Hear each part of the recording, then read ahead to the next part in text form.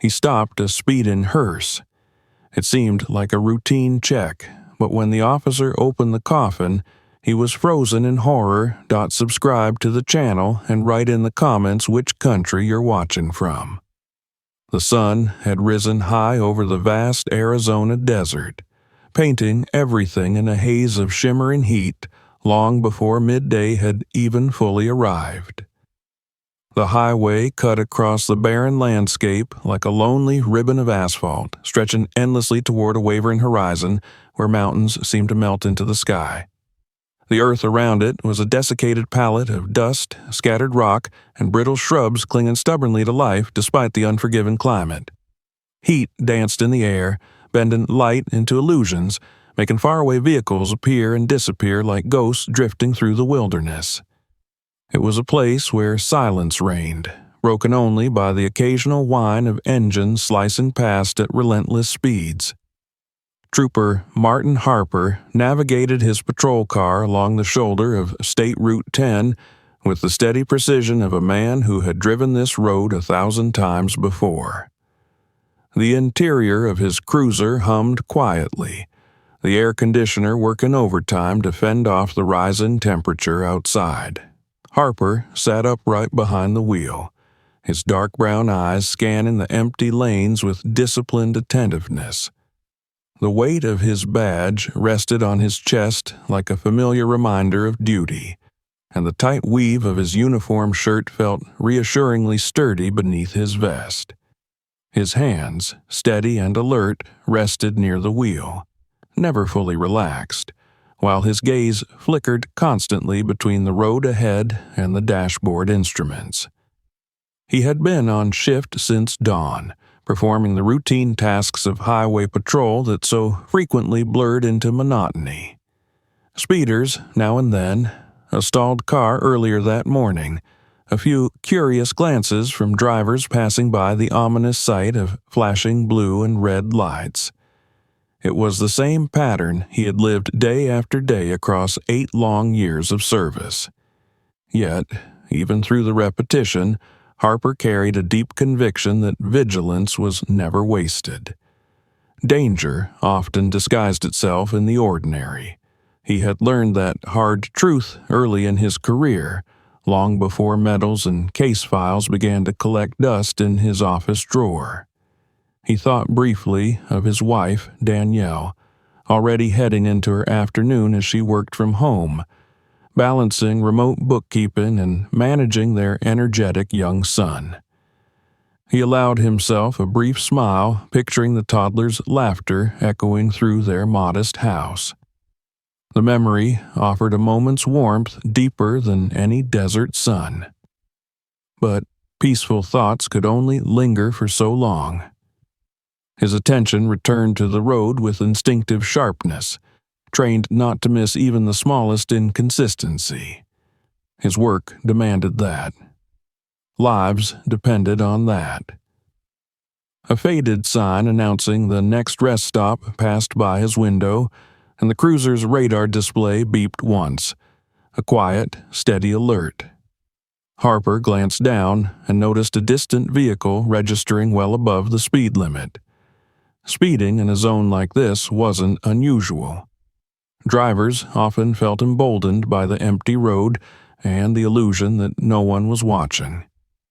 But the object that soon emerged from the wavering horizon caught his attention for a different reason entirely.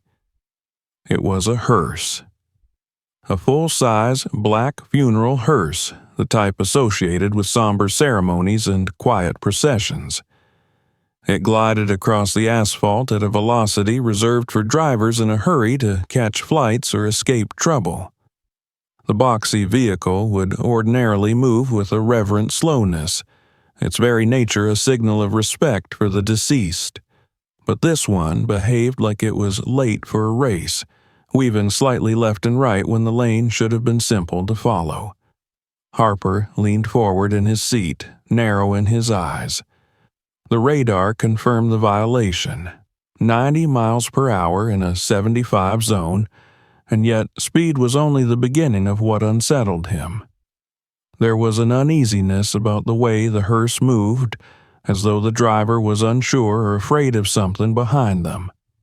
Out here, where there was nothing but sunburned earth for miles, a funeral vehicle was not impossible, but certainly out of place, and absolutely out of context at this velocity. He checked his rearview mirror, no other cars for several hundred yards, and activated the cruiser's lights.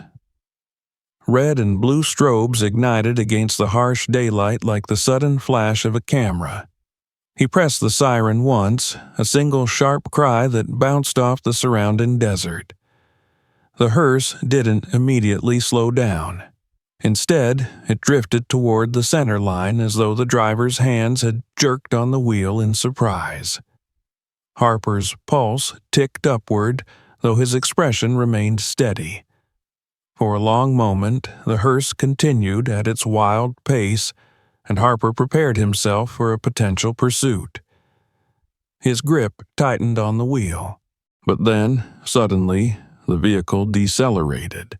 The back end dipped slightly as brakes engaged, and the hearse drifted toward the shoulder. It rolled to a stop near a sandy embankment where a few skeletal bushes broke through the cracked earth.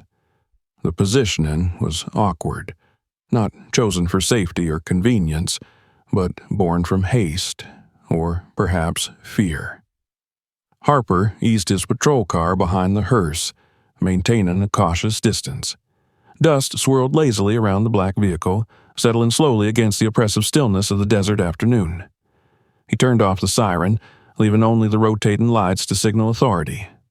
He sat for a moment longer, studying the vehicle with the calm intensity of someone who knew that a benign facade often hid dangerous truths. His breath was steady, but anticipation edged in. He stepped out of his cruiser, boots crunching on gravel as the sun pressed heavily against the back of his neck. The heat outside was a living wall, wrapping him in scorching air that smelled faintly of rubber and dry earth. With one hand resting near the clasp of his holster, not touching, merely ready, Harper approached the hearse. Its glossy exterior reflected the desert glare like polished obsidian. The windows were tinted dark, obscuring any view inside. The surroundings provided no comfort. There was no traffic, no witnesses, just Harper, the hearse, and the empty wilderness stretching in every direction as though the rest of the world had vanished behind the heat waves at the horizon. As he neared the driver's window, his trained senses picked up subtle clues. The hearse was an older model, likely from the previous decade, but it looked freshly waxed, odd for a vehicle relegated to funeral duty in dusty terrain. The tires were new, too clean for this roadway. The license plates read Louisiana, far from Arizona. Nothing about the vehicle's presence here made sense. Harper paused, taking in each detail without letting any single one distract him. His instincts urged caution. Drivers who were simply careless didn't leave a trail of contradictions behind them. Something about this vehicle wasn't just wrong. Something about it was hiding. He tapped once on the window. The glass rolled down slowly, as though the person inside needed a moment to convince themselves to comply. A wave of stale, cool air spilled from within, brushing against Harper's uniform. It carried with it an undertone he couldn't immediately place, a faint scent familiar enough to stir unease, yet subtle enough to slip away before he could identify it. The driver came into view, and Harper's eyes fixed on him with calm assessment. The man behind the wheel appeared to be in his late 30s or early 40s, with a thin forehead, shining with perspiration, despite the chilled interior. His hands remained locked on the wheel even after opening the window, knuckles pale under strained skin. His chest rose and fell with unsteady breaths, and his voice, when he responded to Harper's greeting, was abnormally timid and hurried. The officer listened closely, reading the panic the man seemed desperate to conceal. His expression, posture, and darting eyes all whispered the same message: fear. Not the fear of a simple traffic ticket, something deeper, darker. Harper's suspicion sharpened, though he kept his demeanor firm yet patient, giving the driver no reason to spiral further. He requested documents, noting how the man's fingers fumbled as he sorted through paperwork he should have known well. The officer thanked him and stepped back ever so slightly, giving himself room to observe and think while examining each page methodically. The papers had all the right markings, the proper official stamps at first glance, but the details were mismatched. They told a story that twisted itself into nonsense. A death certificate issued in Florida, transport authorization from Texas, plates from Louisiana, and a supposed delivery destination hundreds of miles west in California. This wasn't the route a body would take. This wasn't the path any grieving family would choose. Everything felt staged, crafted just enough to pass a casual inspection, but not enough to withstand scrutiny from someone like Harper. The air smelled wrong again, faint and unsettling, like earth recently disturbed. His jaw tightened. He handed the documents back to the driver with measured calm, but knew he wasn't done. The sense of wrongness growing inside him had a weight now, solid and undeniable. He glanced toward the back of the hearse, sensing the source of his unease waiting there behind polished metal and tinted glass. The sun blazed hotter. A small breeze whispered over the asphalt, kicking up swirling dust. In that strange silence of desert and doubt, Trooper Harper made a decision. His next step would go beyond a routine citation and into territory where instincts were often the only safeguard against danger. The man in the driver's seat swallowed hard, sensing the shift without needing to hear a word spoken. The wide desert watched without blinking. The highway stretched on, pretending nothing unusual had happened at all. But Harper knew that the most dangerous crimes often started as minor disruptions on quiet roads just like this one. And, as he moved toward the rear compartment of the hearse, guided by intuition sharpened through years of vigilance, the officer felt a certainty settle into his bones. Whatever lay inside that coffin, whatever secret this strange vehicle carried through the wasteland, it was not something meant to be seen. Yet, he was going to see it. He had already stepped across the threshold where ordinary police work ended and where something far more troubling began. The sun pressed harder against the vast desert like an unforgiving hand, trapping heat against the highway until even the asphalt seemed to ripple with discomfort. Trooper Martin Harper could feel sweat collecting under the collar of his uniform despite the dry air. It was not the temperature, however, that tightened his chest, nor the stillness that surrounded him. It was the coffin. The polished, immaculate, too perfect coffin resting inside the hearse, sitting in a place where it did not belong, under circumstances that defied logic. The uneasy scent that drifted from the cool interior lingered in his thoughts. He tried to identify it. Not formaldehyde, not the sterile smell of funeral preparation, not flowers masking death. It was something earthier, something that hinted at haste rather than ceremony. Harper circled slowly toward the rear of the vehicle after handing back the strange paperwork, still holding the weight of his suspicions close to his chest. He moved deliberately, each step grounded not only in caution but in the quiet confidence of experience. His radio crackled briefly with faint chatter from distant units. He ignored it. The world here seemed separate from the broader network of law enforcement, a pocket of isolation where only instinct could serve as guide. He paused near the back door of the hearse, letting his senses gather every detail. The hearse's windows were dark enough to reflect his face back at him. His eyes looked tense, focused. It was rare for a routine stop to evolve into this kind of anxiety, but something about this situation demanded the full measure of his attention.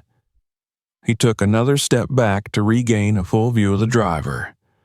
The man had exited his vehicle upon request, but lingered awkwardly near the front bumper.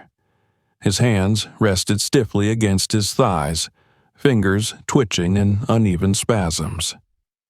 Harper watched the way the man's gaze kept drifting to the rear of the hearse.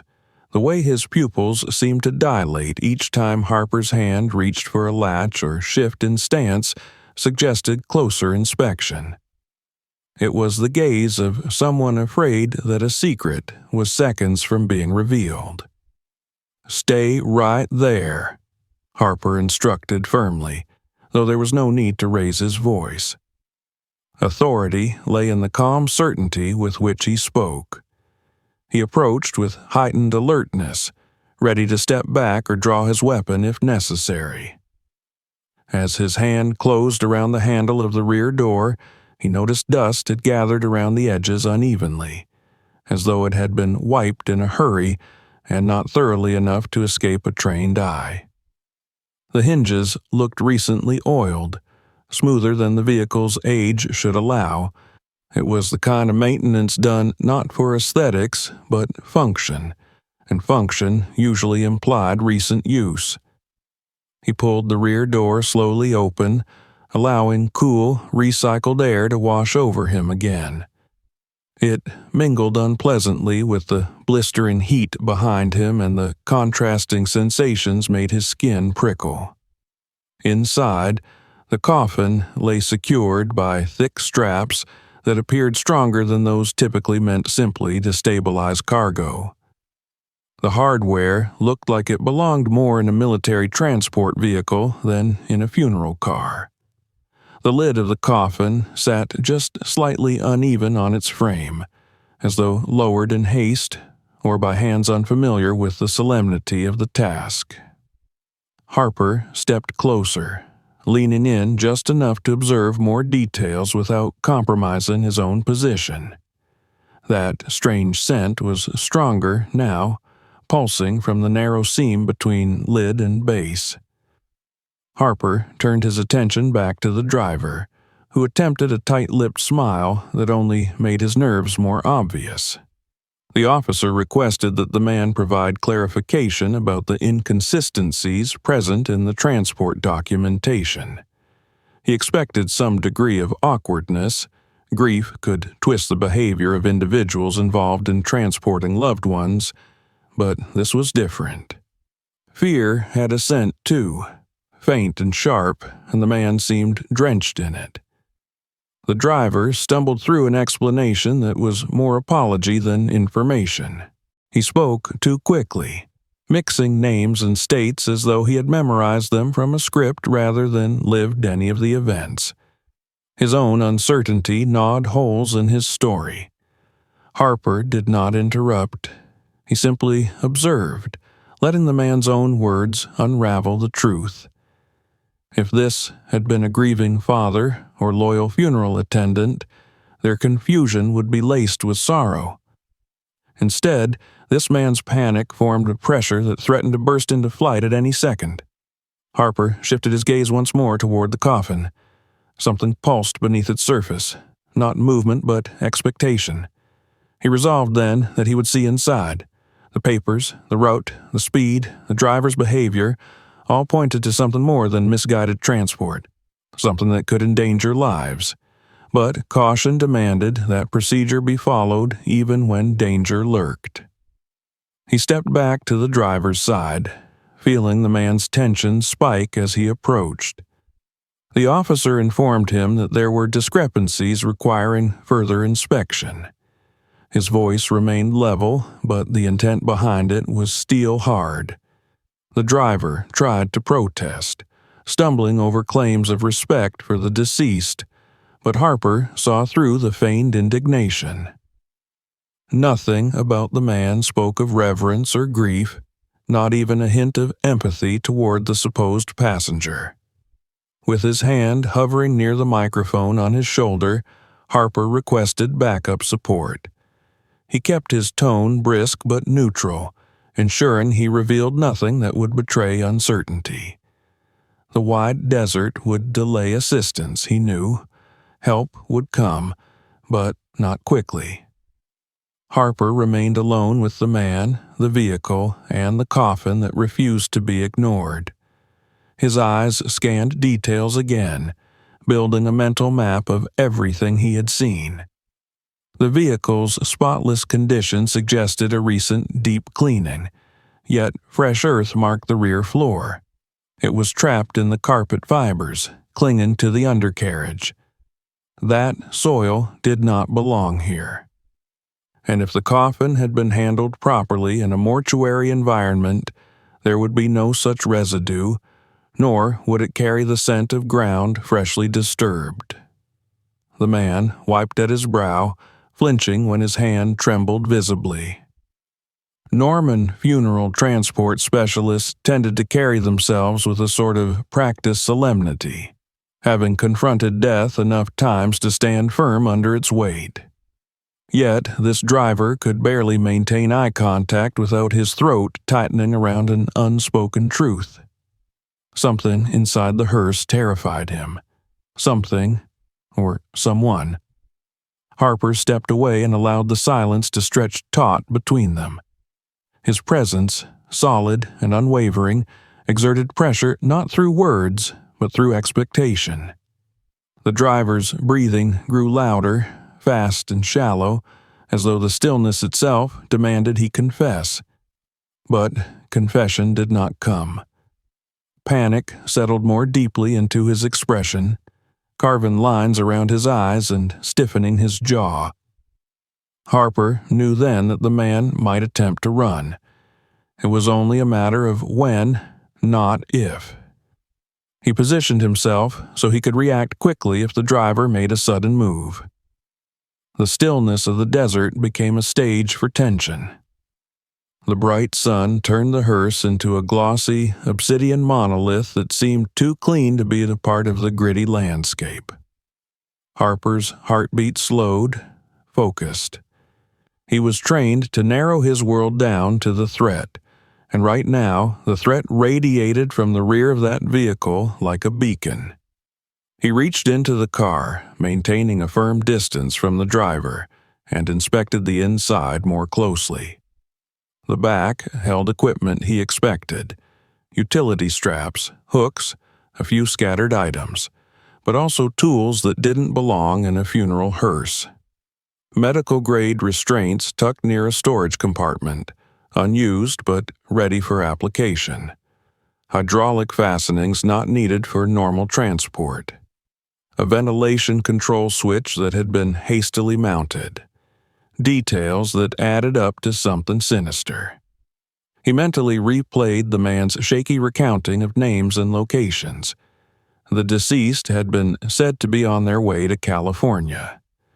The death certificate issued in Florida stated cardiac arrest at home.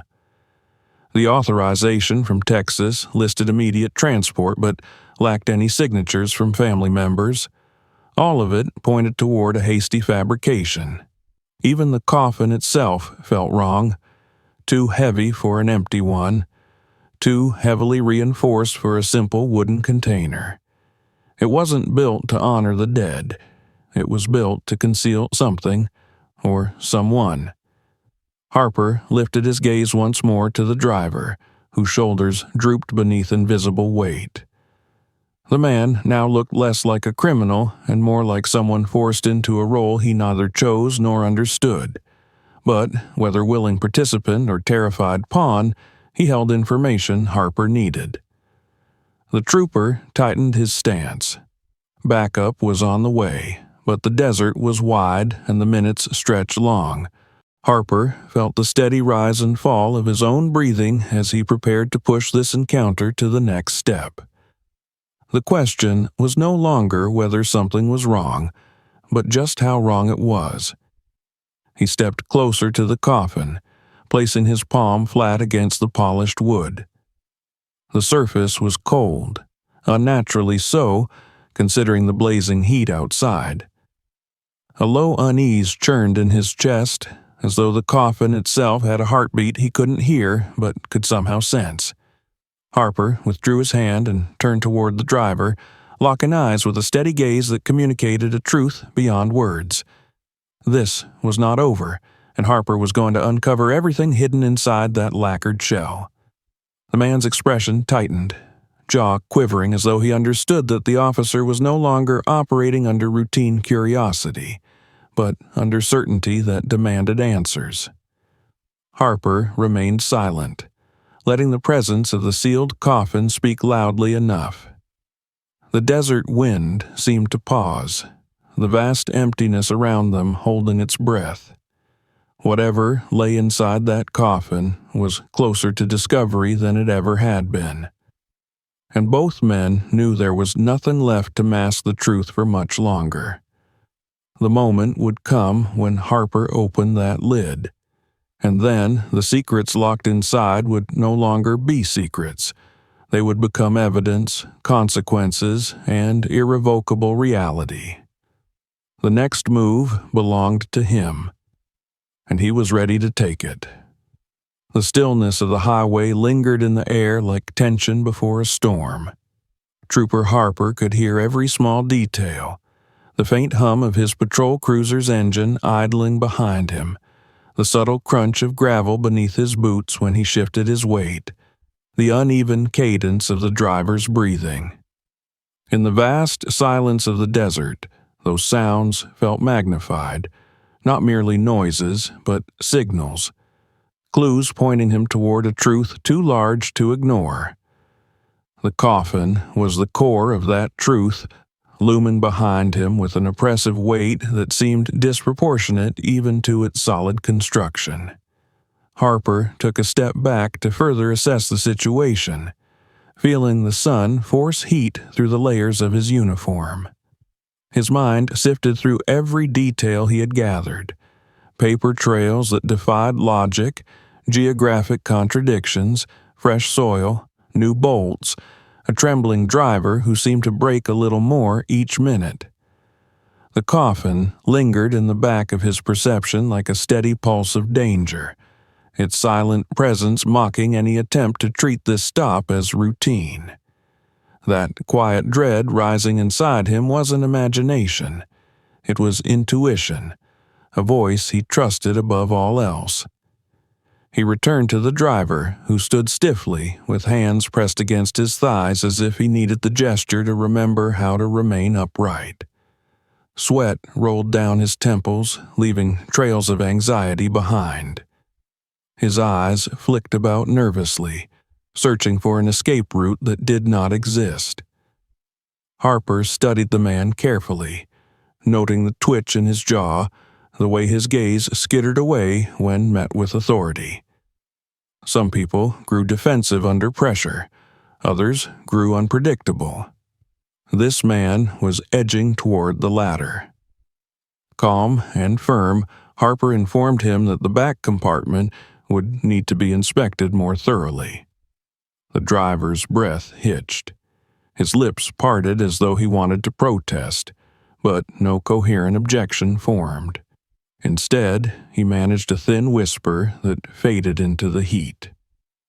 Harper could sense fear swelling within him, fear not of law enforcement, but of what would be revealed if the coffin were opened.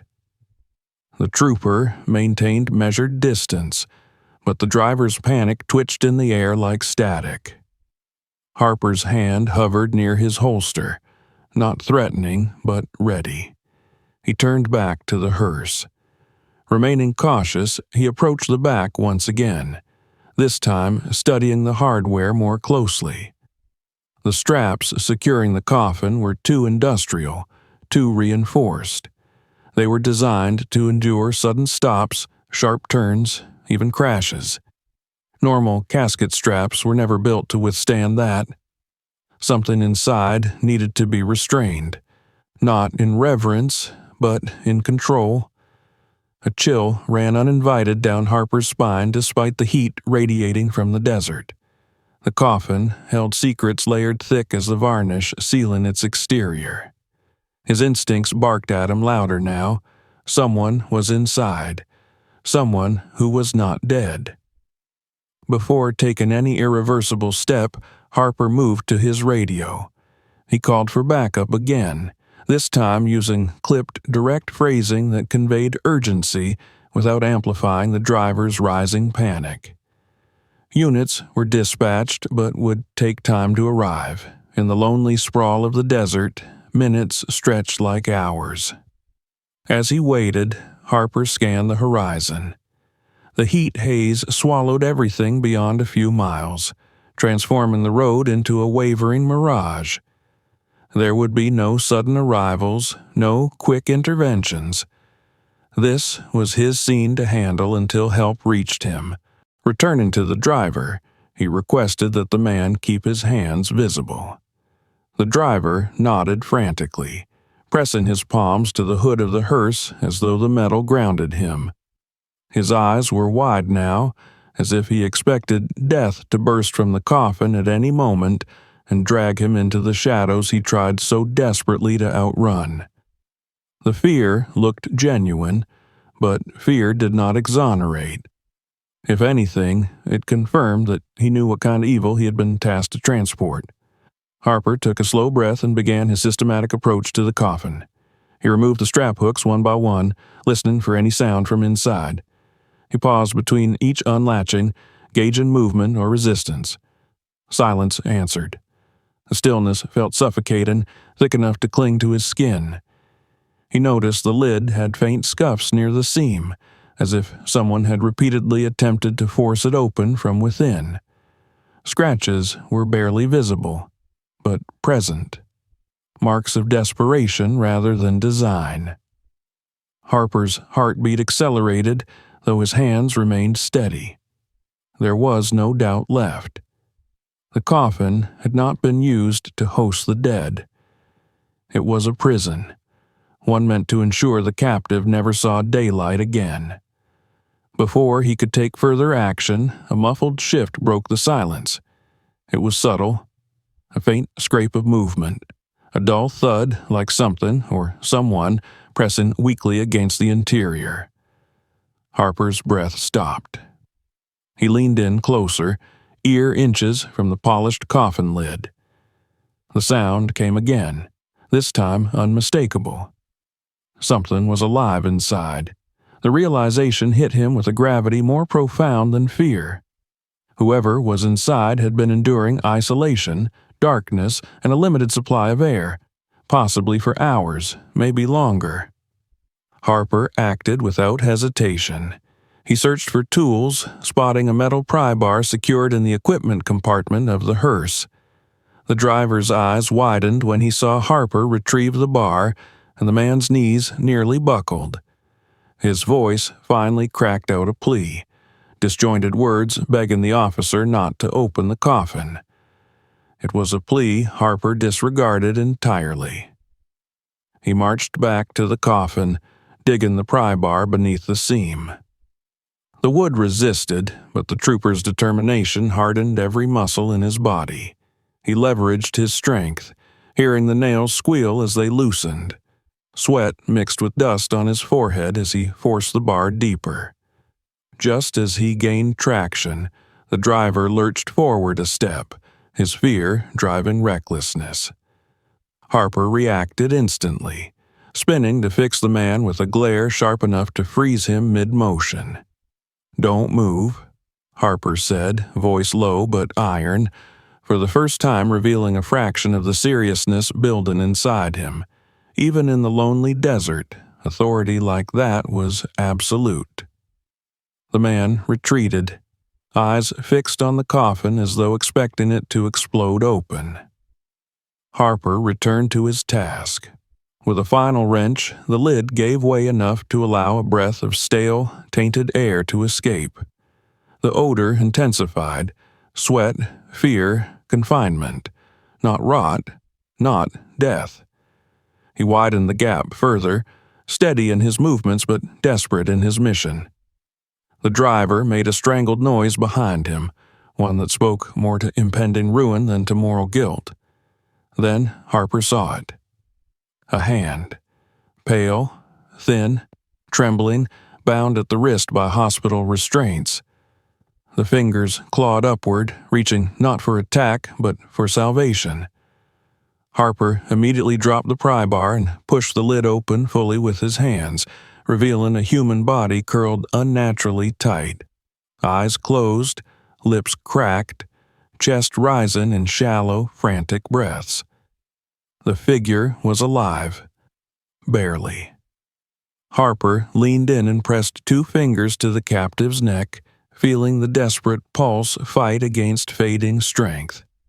He shouted into his radio, urgency tearing through his professional calm as he demanded medical support immediately. This was no longer just a strange stop. It was an active rescue. He then focused on the bindings, freeing the restraints with careful precision.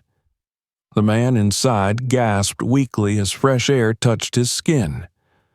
Harper lifted his upper body a little to help respiration. The victim's eyelids fluttered, pupils struggling to focus after so long in darkness. The driver sobbed into his hands against the hood of the hearse, his entire body shaken with dread. Harper refused to grant him sympathy. Whether he knew everything about the plot or only played a role, he had driven a living person toward death beneath the guise of mourning. Backup would arrive soon. The victim needed medical attention. The suspect would be taken into custody. But the deeper implications of what Harper had discovered already loomed like a bitter shadow across the desert. Transporting a dying witness in a hidden coffin across state lines was not the work of a lone, desperate criminal.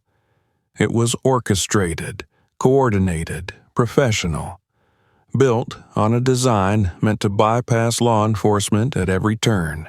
Harper stared down at the victim in the coffin, a witness who had nearly become a buried secret. The trooper realized with chilling clarity that he had intercepted more than a kidnapping. He had collided headfirst with a conspiracy built on silence and death, and those responsible would not simply accept failure. The weight of the discovery pressed heavily on the air, as though the very desert had paused to witness what had been hidden from the world.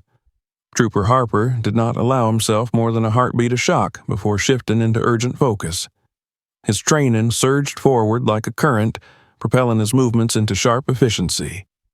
He reached down again, clearing away the padded lining and pulling loose the last straps that pinned the battered man inside the coffin. The captive's chest rose in shallow, rattling breaths, each one sounding like a fight for survival rather than a natural act. His wrist, rubbed raw by the restraints, trembled violently once freed, fingertips curling instinctively against Harper's arm, as though anchoring himself to the existence he had nearly lost. The trooper leaned closer, his voice low but firm, as he reassured the man that he was safe. The victim's eyelids fluttered open with visible effort, and though his gaze was unfocused, something inside him recognized salvation. A hoarse gasp escaped his throat. It was a sound that did not belong in a coffin. It belonged to the living, to someone who had clung to life despite every force trying to erase him. Harper used his shoulder radio once more, his tone clipped yet burning with urgency as he reiterated the medical emergency. The dispatch operator confirmed that paramedics were en route with the nearest available unit, though the journey would take time. In the desert, distances stretched like eternity, and help never arrived as quickly as hope demanded. He eased the man's strained body upward, supporting his back and letting his lungs catch the rush of new air. The sudden exposure left the captive shivering uncontrollably despite the cavernous heat outside. Harper grabbed a thermal blanket from the emergency kit in the back of his patrol car, unfurling it around the man with practiced gentleness. Every bone beneath the thin skin seemed fragile, like porcelain threatened by the weight of the world. The driver had collapsed into silence near the hood of the hearse. He no longer tried to speak. Instead, he stared at the ground with hollow eyes, face twisted in a grimace that teetered between remorse and terror. Harper spared him only the occasional glance, enough to ensure he remained where he stood. There was no empathy for someone who transported a living human as though they were cargo destined for oblivion. Whether panic drove him or guilt chained him, his role in this cruelty was undeniable. The captive shifted, a low whimper forcing its way free. Harper steadied him, his hands guiding breath back into the man's lungs through slow, controlled movement. The officer reached for a small flashlight, shining it gently over the man's face to examine the extent of his condition. Dehydration, exhaustion, claustrophobic trauma, it all left its signature across his features. There were faint red indentations along his face and jaw where tape had been applied, little marks, indignities inflicted by invisible hands. Harper's jaw tightened with contained anger. He had seen humanity at its worst before, but this was cruelty carved with surgical coldness. Someone had gone to painstaking lengths to ensure that this man suffered silently in a sealed coffin, invisible to the world. The victim opened his eyes wider for a brief moment, and in their depths Harper saw desperate fear mingling with gratitude. The trooper spoke softly, asking his name, asked if he could hear, if he could understand. The man's lips parted, and though only a faint rasp emerged, there was effort, an attempt to respond. His body fought too hard to survive for Harper to allow despair.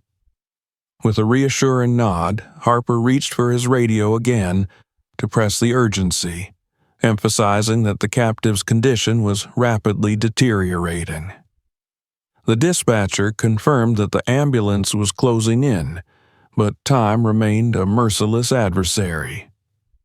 The hearse's interior revealed more disturbing details as Harper moved around the scene. The coffin's inner structure contained a ventilation system crudely wired into a makeshift power supply beneath the lining. It appeared intended to sustain minimal oxygen, but definitely not for prolonged travel. The edges of the wood bore scratch marks, deep grooves where fingernails had clawed for escape. Harper felt the chill in his spine sharpen, as though the horror the man endured lingered in the air, still alive like a ghost refusing to fade. He returned his attention to the driver, who stared wide-eyed at the coffin, as though expecting another living horror to emerge from its depths. Harper's voice held no patience when he commanded the man to step further away from the vehicle and kneel. The suspect complied, legs barely holding his weight before buckling beneath him. His hands shook violently as they clasped behind his head, eyes still locked on the opened coffin, on the truth now laid bare under the relentless sun. Harper cuffed him with swift, sure motion, ensuring the man could no longer interfere. The driver began to mutter through cracked lips, words spilling out like broken pieces. He claimed he had not wanted this, had not known the man was alive, that he had only been paid to drive, that he had been threatened. Harper listened without comment. Explanations would be sorted by investigators, motives would be dissected later. For now, the crime was clear and the law was absolute.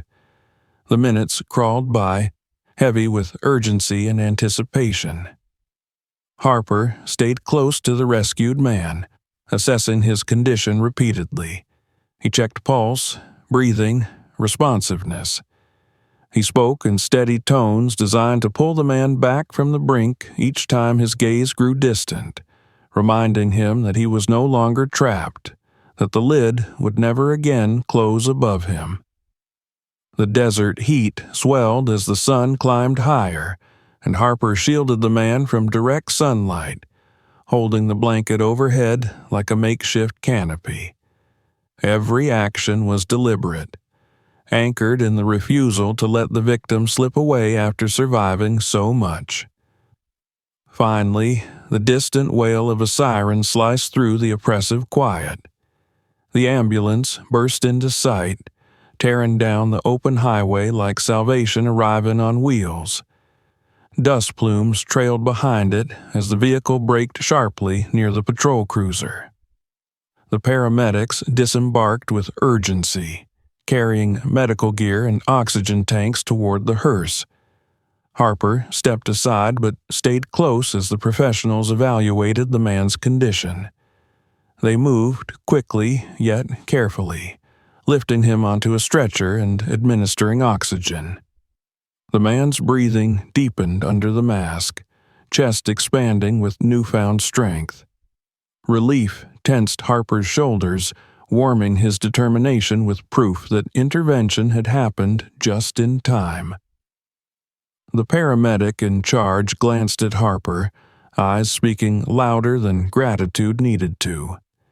They asked questions about what had happened, but even as Harper answered, their gaze wandered to the coffin, a silent indictment against those who had engineered the horror. Once the victim was safely inside the ambulance, the rear doors closed with a metallic thump that sounded not like finality, but like the beginning of recovery.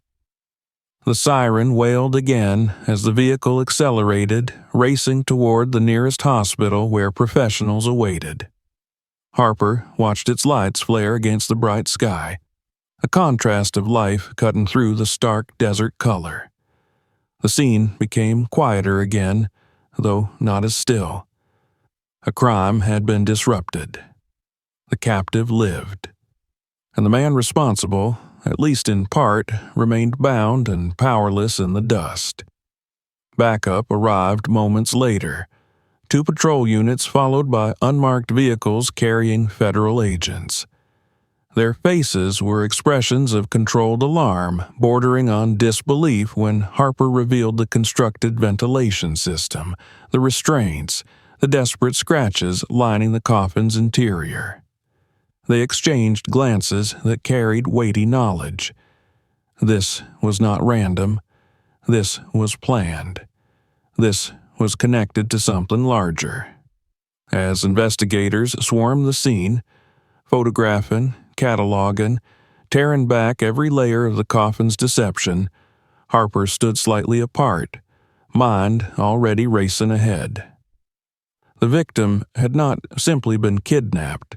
He had been prepared to vanish, without grave, without marker, without memory. The coffin wasn't there for transportation.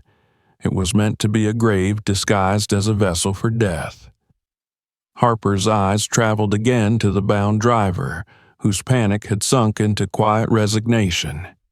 If he was just a courier, as he claimed, then the monsters behind him remained free and furious. If he was more involved, then the cruelty had been deliberate. Either way, the question filled Harper's thoughts with ominous certainty. If they were willing to bury a living man to hide him, what else were they willing to do? And how far would they go to punish the one officer who had dared to unearth their secret? The agents approached Harper with questions and grim admiration, but beneath every word lingered a deeper message. This case was far from over. He had stepped into the crosshairs of a threat much bigger than the lonely stretch of desert behind him.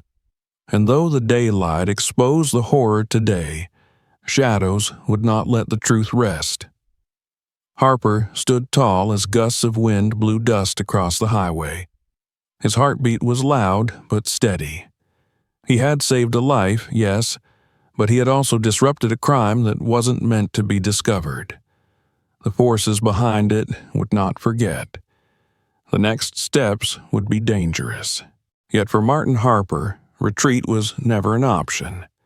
This battle had already chosen him. The sun was still merciless above the desert, though its scorching power had slightly shifted as the afternoon crept forward. Yet the heat did nothing to burn away the chill that now clung to the scene. Even surrounded by investigators, patrol officers, and federal agents, Trooper Martin Harper felt the weight pressing invisibly against the highway, an oppressive heaviness that did not come from the weather, but from the truth that had been unearthed. The coffin stood open like a testament to cruelty, its sinister modifications exposed to all who dared look inside. No one lingered on its details for long. Even seasoned professionals flinched from the scratches carved into the inner walls by desperate, dying hands. Harper remained near the hearse, answering questions as they came. The federal agents moved with crisp authority, their badges glinting in the sun as they documented and examined every component. They spoke to each other in terse technical phrases, pointing out wires, hinges, oxygen tubes, and wiring that transformed the coffin from a vessel of respect into a mobile tomb. Each comment added another layer to Harper's understanding of what he had disrupted.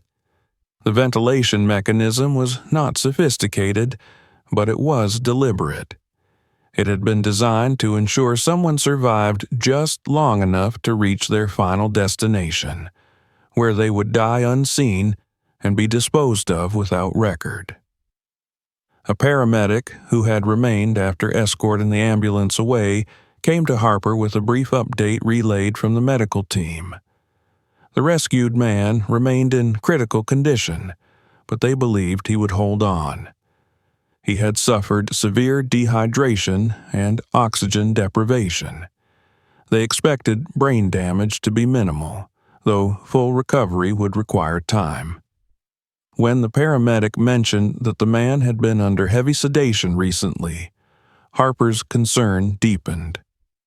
The kidnappers had wanted him alive, but unconscious, quiet cargo that wouldn't fight back. Through scattered fragments of identification found in the hearse and in the victim's clothing, investigators pieced together his identity. He was a man named Robert Hale, a key witness in a major federal corruption case tied to organized crime. He had been reported missing weeks ago, his disappearance threatening to collapse a trial that prosecutors had spent years assembling. Hale held information capable of dismantling an empire built on violence, extortion, and political manipulation. Without him, many criminals would walk free. His sudden vanishing had puzzled authorities who believed he'd been carefully hidden or killed outright. But now, seeing him shivering under the blanket, carved with desperation, Harper realized the brilliance of the scheme. What better way to make a man disappear forever than to bury him alive, while pretending he was already dead? The coffin was crafted to evade suspicion. Even if law enforcement had intercepted the vehicle at a different point, standard procedure and respect for the dead might have prevented a search. By the time anyone challenged the credentials, the witness would have expired quietly inside the sealed box. A perfect erasure. The driver sat handcuffed in the dirt, guarded by 2 officers. His earlier babbling had dissolved into silence. He stared at the hearse with haunted eyes, knowing the conspiracy he served had crumbled the moment Harper had flipped that first latch. One of the agents questioned him, his stern tone masking the urgency beneath. Yet the man gave little more than stammered repetitions of the same plea. He didn't know everything. He hadn't wanted to be part of this. He had been forced. Harper watched the suspect's trembling form, noting that fear was real, though whether it was fear of punishment or fear of those he worked for, Harper could not yet tell. The lead federal agent, a sharp-eyed woman named Ramirez, conferred with Harper privately. She thanked him briefly, though her expression remained as tense as the horizon around them. Her praise was not careless. She recognized precisely how close this plan had come to succeeding, and how Harper's instincts had been the only barrier between life and silent death. She explained what the Bureau already suspected. Hale had been captured by a criminal network whose influence stretched beyond state lines and political borders. They had infiltrated law enforcement in the past. They possessed resources that dwarfed the cost of medical modifications and coffin construction. And most importantly, they were desperate because Hale's testimony threatened to dismantle everything they had built. With his disappearance, they gained the power to terrify anyone who dared betray them again. Now, because of Harper, their plan was fractured. Ramirez's lowered voice hinted at something darker. Criminals of this caliber did not accept failure. They hunted down threats. Punishment was inevitable, brutal, and exacting. For the first time today, Harper allowed himself to consider that he might become a target. He didn't flinch. Heroism was not a word he used for himself, but duty. That was something he understood without ambiguity. He had protected someone who could not protect himself. That was enough justification. Still, Ramirez's cautionary gaze told him that this was no longer just a case. It was a war. Savin Hale had thrown open a door leading into a labyrinth of danger. Harper wasn't afraid for his own life, but he thought of his family. Danielle's warm laugh, his son's tiny hands pressing against the picture window whenever he saw his father drive away. The idea that danger could reach them was like poison in his veins. He kept his face still while that inner fear coiled tight beneath his ribs. Investigators continued their forensic sweep, mapping every detail. Harper moved to observe the coffin up close one more time. He knelt and touched the jagged marks left inside.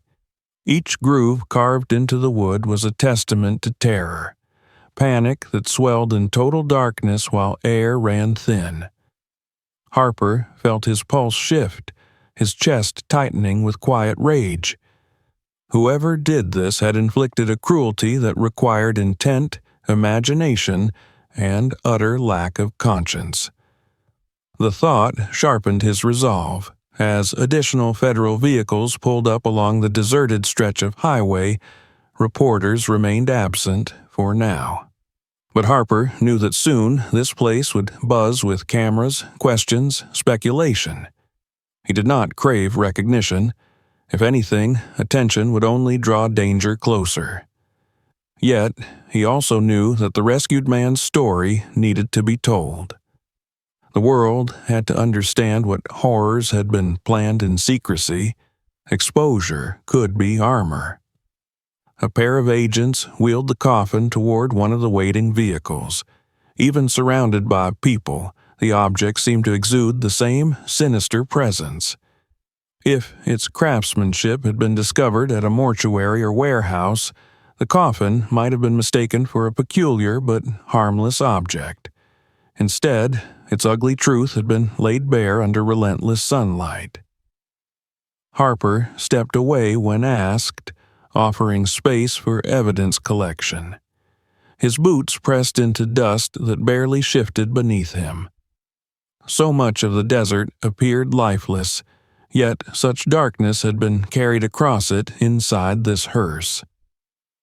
Violence did not always show itself in loud explosions or visible bloodshed. Sometimes it traveled in silence, slumbering snugly inside polished wood. Ramirez returned, a tablet in her hands, and went over what Hale's presence meant. When he recovered enough to speak, his testimony would revive the stalled case. Criminals who believed themselves immune to justice might soon face a courtroom reckoning, all because Harper had trusted his instincts. She told him they would handle the continuation of the investigation, but she also asked, did he feel safe going home? Harper answered truthfully, He didn't know. He had always known his job put him at risk, but usually in bursts. A traffic stop gone wrong, a high-speed chase with an unpredictable driver, a domestic situation spiraling uncontrollably. This felt different.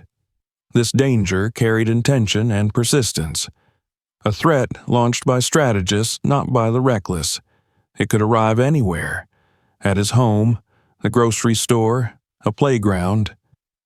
As the paramedic unit had driven away, Harper had seen a hand from the stretcher reaching up weakly, as though clinging to the image of the officer who had pulled him from death's grip. That gesture became Harper's tether, a reminder of why intervention mattered, why fear could not be allowed to dictate action. He took a moment to breathe, inhaling the hot desert air and letting it burn through the lingering dread. He reminded himself that while criminals plotted in secrecy, justice acted in daylight, exposed to scrutiny and truth. Hale was alive. The coffin was empty. A conspiracy had collapsed on this scorched patch of asphalt because Harper had looked beneath the surface. The agents prepared to transport the evidence and the suspect. Harper secured the scene until the last container was loaded and the final badge disappeared into the shimmering horizon. Then, when all that remained was the dust settling back into quiet patterns across the road, he finally returned to his patrol cruiser. The seat felt familiar, grounding. He closed the door and silence enveloped him once more, save for the crackle of his radio. The road ahead stretched straight and unbroken, yet Harper sensed invisible forces now tracking his path. Something dark had been awakened, and even though he had not chosen this battle, he had stepped into its center. Before turning the key in the ignition, Harper's mind lingered on one haunting realization. He had saved a life, but in doing so, he had disrupted a meticulous execution planned by powerful people. They would not abandon their objective easily. They would come looking for what caused their failure. And in this silent moment between duty and danger, Harper accepted the truth that would follow him into the future. His actions today had made him a threat. And threats in the world he had just entered did not get ignored. Evening began to crawl over the desert as long shadows stretched across the highway, swallowing the heat that had ruled the day. The light shifted from a punishing blaze to a dim bronze hue that softened the edges of everything, yet did nothing to ease the tension coiled in the air. Trooper Martin Harper stood beside the hearse, now sealed and tagged as evidence, the echo of what he had discovered still hammering in his chest. The agents had finished their documentation. The driver sat in the dust, handcuffed and silent, surrounded by uniforms and unreadable faces. It should have been over. By all measures, it was. But the desert had not yet given up its final act. The other officers were preparing to depart in staggered groups. One federal unit had already left with the coffin, their convoy cutting a path west toward the secure facility where the evidence would be examined. The ambulance carrying Robert Hale was long gone, its fading sirens replaced by the low hum of approaching night. What remained on the highway was the residue of chaos, a place still vibrating from what had almost become tragedy. Harper took one last slow walk around the hearse, scanning every surface.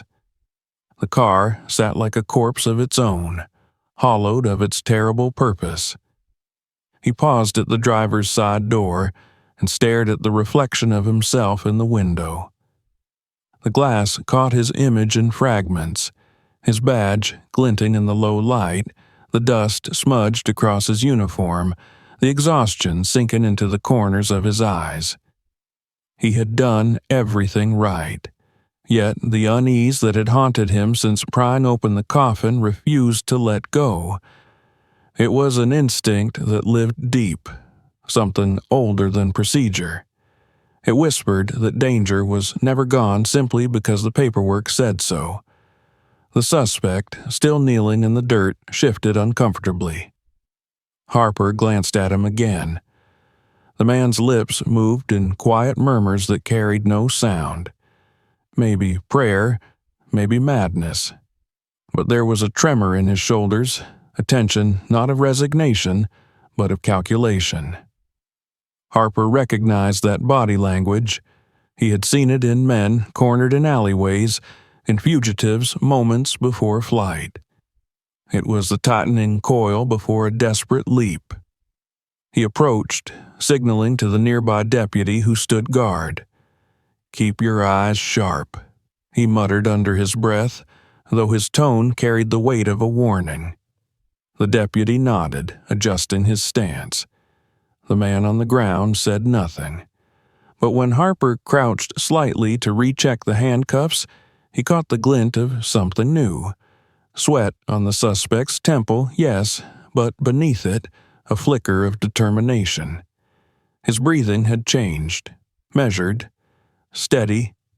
He was waiting. The noise came from nowhere, a sudden burst of wind, a sharp metallic clang as a toolbox in one of the nearby vehicles toppled open. For a fraction of a second, every head turned, and in that heartbeat of distraction, the driver moved. He twisted violently, ramming his shoulder into the deputy's knee, sending the man stumbling backward. Harper shouted, reaching for the fleeing figure just as he surged to his feet and sprinted toward the highway. Dust exploded beneath his boots. The handcuffs were still on, but not locked properly.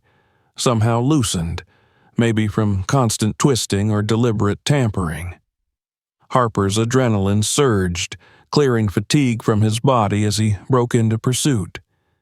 The chase cut across the open desert beside the road, the suspect's dark silhouette weaving between low shrubs and skeletal rocks. Harper's breath came sharp, rhythmic, steady. Each stride closed the gap. The desert air clawed at his lungs, dry and sharp, but he kept running, eyes fixed on the target. The man stumbled, regained footing, kept running with the erratic desperation of someone who knew there was no place to hide. Ahead, the land dipped slightly toward a dried arroyo, steep enough to break a leg if misjudged. Harper called out, commanding him to stop. The fugitive ignored it. He reached the edge of the arroyo and tried to leap down, misjudging the slope. His foot caught on loose gravel, and he fell hard, rolling into the basin below. The sound of impact cracked through the still air. Harper slowed only slightly, skidding down the incline with controlled speed. By the time he reached the bottom, the suspect was trying to rise, but pain and exhaustion betrayed him. Harper grabbed the back of his collar, forcing him face first into the dust. The man thrashed, kicking wildly, snarling words that came out strangled and broken. "Let me go," he wheezed, voice raw. "You don't understand." Harper pressed a knee into his back, locking his arms securely. The man screamed, more from panic than pain, the words spilling in fragments. "They'll kill me. You don't know what you've done." Harper's voice was firm, steady. "You're done running." He clicked the cuffs back into place, checking the locks twice. His pulse thundered in his ears. The man beneath him began to sob, loud, heaving sobs that echoed against the barren arroyo walls. They carried an edge that wasn't remorse. It was terror. Harper stared down, feeling a cold certainty take hold inside him. Whatever network had built that coffin, it reached deeper and darker than anyone in uniform had guessed. This driver wasn't merely afraid of prison, he was afraid of something much larger, something that silenced people permanently. He pulled the suspect to his feet, forcing him to face the darkening horizon. The man's breath hitched as though even the open air was closing in. His words came haltingly between gasps. "You think I had a choice?" he muttered. "You think any of us do? They'll come for you too, officer. You opened their coffin." Harper said nothing. He just tightened his grip and began leading him back toward the highway. Dust trailed behind their footsteps, curling upward in long, ghostly ribbons. The man's warnings were the ramblings of the defeated, he told himself. Yet, as the echo of those words faded into the stillness, Harper couldn't shake the unease pressing against the base of his skull. There had been something too deliberate, too knowing in the tone. When they climbed back to the highway, the agents had drawn their weapons, ready for a fight that never came. Harper signaled all clear, handing over the prisoner with curt precision. The suspect slumped to his knees, drained of resistance, but even in defeat, his eyes darted toward the open desert like a hunted animal searching for one last escape route. The agents moved quickly, securing him inside a federal vehicle. No one spoke for a long moment. Only the sound of engines idling filled the air. Ramirez approached Harper again, her face tight with restrained frustration. "You okay?" she asked, scanning him for injuries. He nodded, brushing dust from his sleeve. "He's fast for someone his age," Harper replied quietly, though his tone was more thoughtful than joking. She sighed, eyes narrowing towards the setting sun. "Fast or not, he won't get another chance. He's being transported to a high-security facility tonight. You did good." But Harper didn't feel triumphant. There was something hollow about the moment, as if victory had been replaced by inevitability. He could still hear the man's words, carried in the dry wind. "They'll come for you too." It replayed like a prophecy. As the final paperwork was processed, Harper moved away from the group and stood at the edge of the highway. The day's last light bled across the horizon, turning the desert crimson and gold. It should have been beautiful, but it felt like an omen instead. He thought of the rescued witness, alone in a sterile hospital room, perhaps just beginning to understand that his rescue came at a terrible cost. He thought of the organization still watching from the shadows, furious that their operation had been ruined by a single traffic stop. They would rebuild. They would retaliate. The agents packed up their equipment, and soon the convoy began to move. Harper remained a moment longer, letting the silence return to the desert. When he finally walked to his patrol car, the horizon was fading into purple twilight. He started the engine, the hum grounding him again.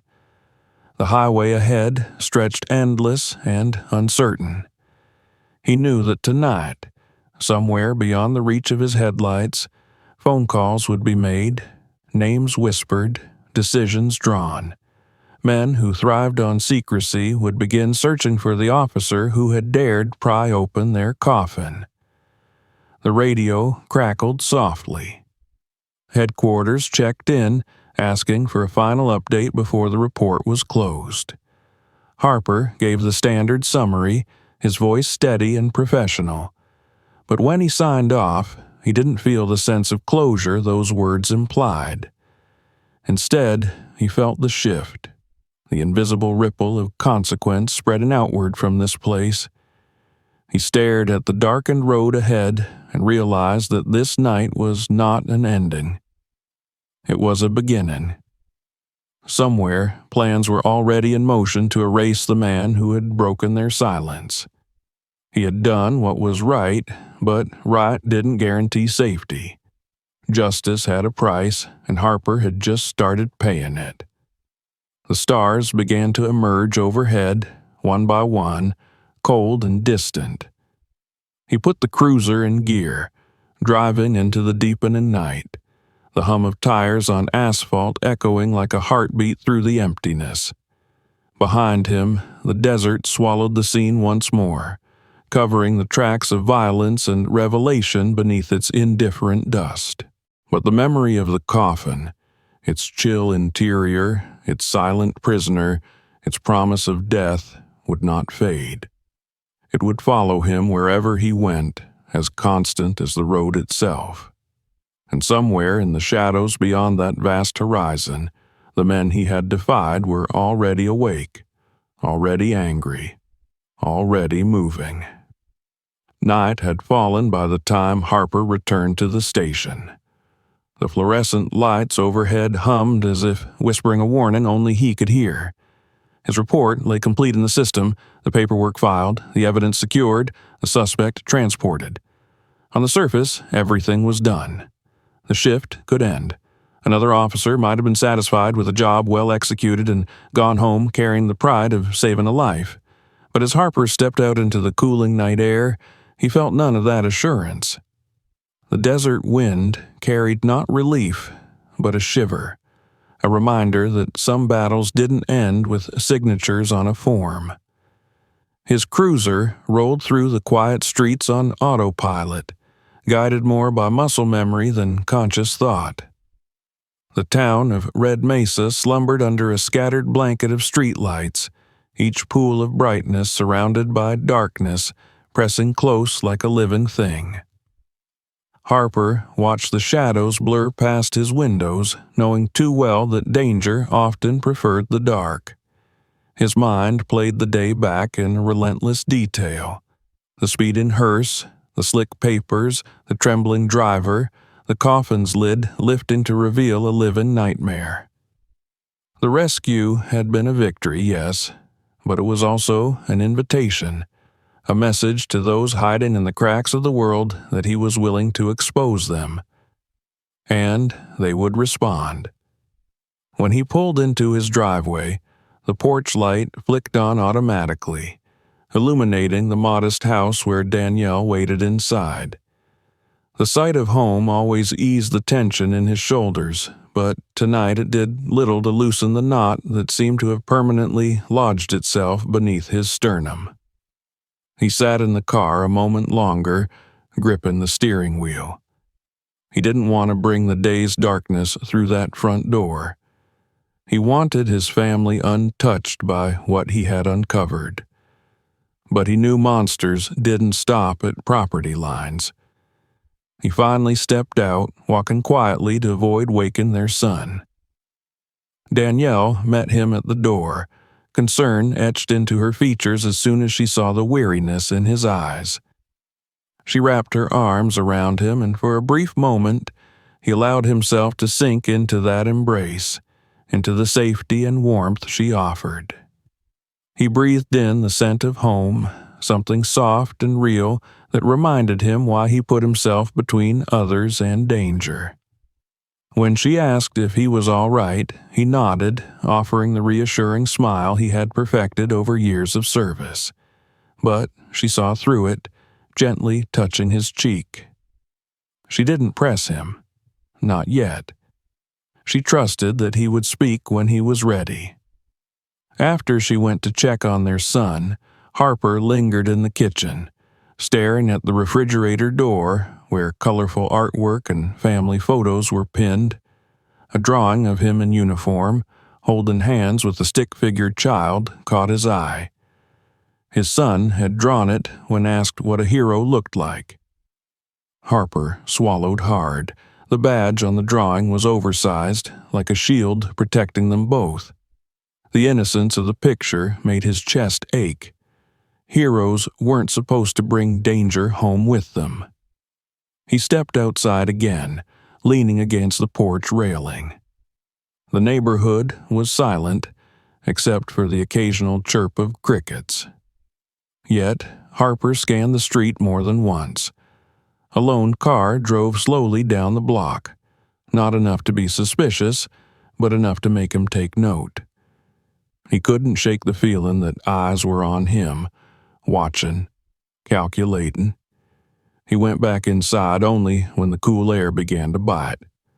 Danielle waited for him in the living room, her expression soft but curious. He told her more than he planned to, about the hearse, the coffin, the man who had nearly died in silence. She listened without interruption, her face growing pale as the reality of what he had encountered sank in. When he finished, she sat beside him and took his hand. "You did the right thing," she whispered. "You saved him." He nodded, but his gaze drifted toward the darkened windows. "Right doesn't mean safe," he finally murmured. She squeezed his hand tighter. "Then we face it together." He wanted to believe that was enough, but the warnings echoed in his mind. "They'll come for you too." Harper didn't want fear to govern his life, but he was not naive. People who constructed prisons disguised as coffins didn't stop at threats. They acted, quietly, efficiently. He showered, letting the water wash away sweat and dust, but nothing could fully cleanse the memory of claw marks gouged into wood grain. That image had seared itself into his mind, an imprint of terror. When he finally lay in bed beside his sleeping wife, the ceiling seemed too close, the darkness too thick. Minutes crawled into hours, and sleep refused to come. Each time he drifted near its edges, he saw flashes of the coffin's lid closing, sealing him inside. Breath squeezed thin. He jerked awake again and again, heart thundering like gunfire in an empty hallway. Around dawn, Harper rose and dressed quietly so as not to disturb his family. The sun's timid first rays were still hiding behind the horizon, leaving the world gray and uncertain. He brewed coffee, the aroma rising like a ghost of comfort. He wished it tasted stronger. As he sipped, he stepped to the front window and parted the curtains a fraction. A black sedan sat parked across the street. It hadn't been there before. The windows were tinted too dark to see through. The engine wasn't running. The car didn't move. For a moment, Harper wondered if fatigue was playing tricks on his eyes, but instinct told him otherwise. It wasn't a neighbor's car. It didn't belong. Its presence was a promise. His heart moved to a new, sharper rhythm. He didn't reach for his gun, not yet. He simply watched, waiting. The car remained still, exuding the same cold patience of the men who had arranged the coffin. After a long minute, it pulled away smoothly, without a sound, disappearing into the thinning darkness as though it had never been there. Harper didn't move for a while after that. The coffee grew cold in his hand.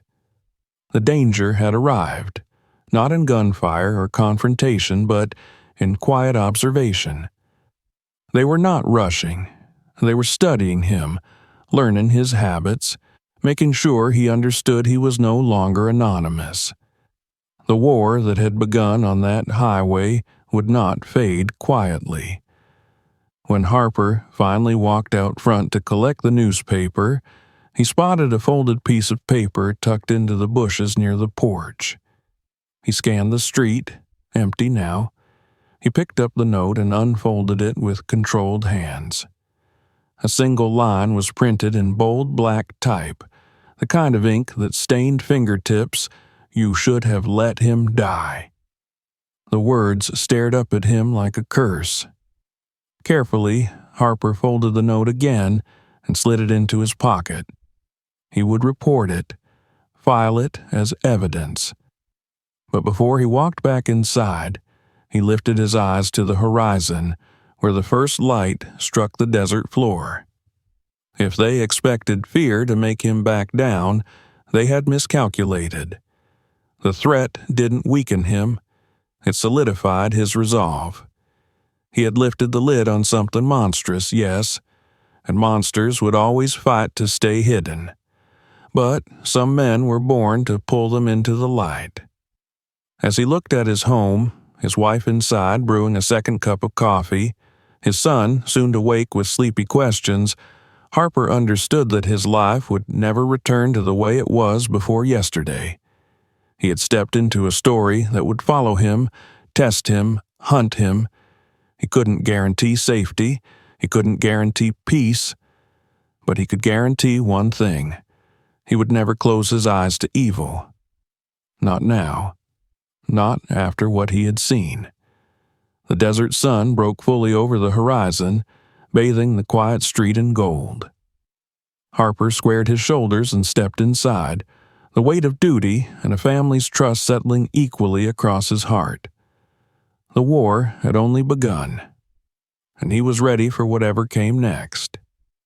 If you want to see what happens next, make sure you're subscribed right now. There are even more unbelievable stories waiting for you. Click to watch another video before the truth disappears. And don't forget to share this with someone who loves shocking real-life mysteries.